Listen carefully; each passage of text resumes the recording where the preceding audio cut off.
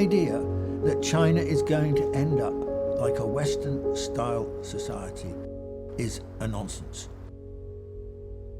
China will remain China.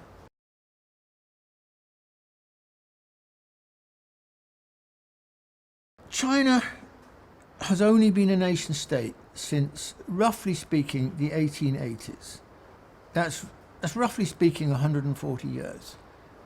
Now, everyone knows that China's a lot older than 140 years. I mean, China, as a united polity, came into being in 211 BC. So it's at least 2,000 years old, and in some senses, of course, it's a lot older than 2,000 years. So the idea that somehow or other the last 140 years defines satisfactorily for us what China is an illusion.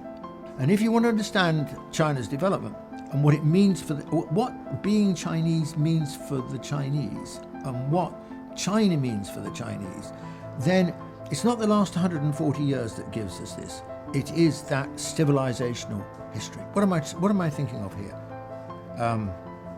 Confucian values, Guanxi, very distinctive relationship between the state and society, different problem really more or less than from any other country in the world, a very distinctive family unit, Chinese food, Chinese medicine. None of these things are a product of the last 140 years. All of these things are a product of an extremely long history, which at a minimum starts from Confucius, which is well before 211 BC. So this makes China very different from, for example, Western countries. China is essentially defined by its civilizational history and its civilizational inheritance. That's how it thinks of itself. Western countries, in contrast, essentially think of themselves overwhelmingly in terms of being nation states. I mean, the modern United States has only ever been a nation state. It's never been anything else. European countries are slightly different, but basically European countries think of themselves in terms of their national identity. That's why we call them nation states. And I would describe China as primarily being a civilization state and secondarily being a nation state. So I think there are three particular features of China as a civilization state that need to be taken into account. One is that there's extraordinary longevity, 2,000 years of history or more. Secondly, the relationship between Chinese civilization and political units, that's very unusual historically speaking, but there is a strong coincidence between the two. And thirdly is the sheer scale of China. 1/5 of the world's population. I mean, it is a continent really. It cannot be compared with the average nation state. It is something quite apart from that kind of experience. And also because it is so large, then far from being monolithic, far from being homogeneous, it's extremely diverse.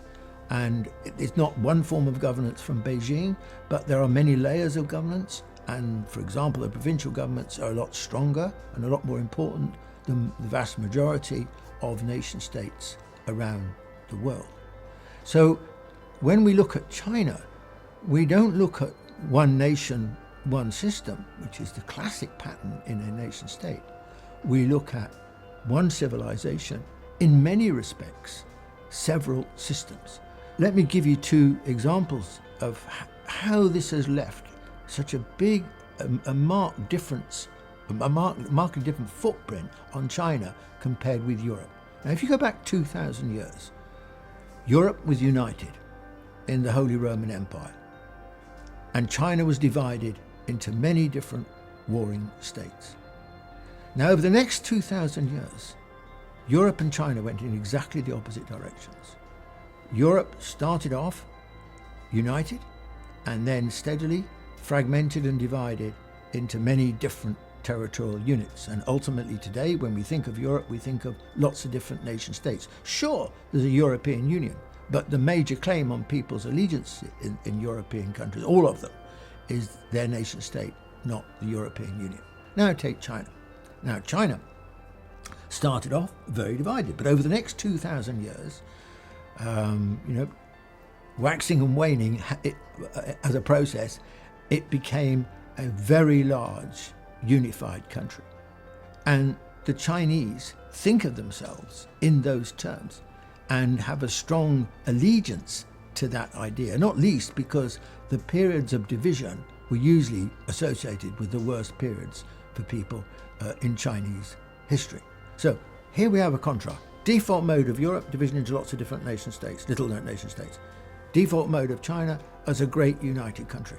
But it's very, very difficult to hold together a very large civilization state. It's very complicated because the centrifugal forces are very great, pulling it apart, and the centripetal force. So there's always a problem in relationship to China, with China, of holding the country, cohering the country together. And that is why the three most important political values to China are firstly, unity, secondly, order, thirdly, stability. That's not just true of government, that's true of the average Chinese person. Now, if you asked a European what were their three most important values, they would never say that. They would not list that. They wouldn't think in those terms. But for China, it's different. It's those three values. Why? Because it is a huge civilization state, and those become the imperatives of that kind of unit.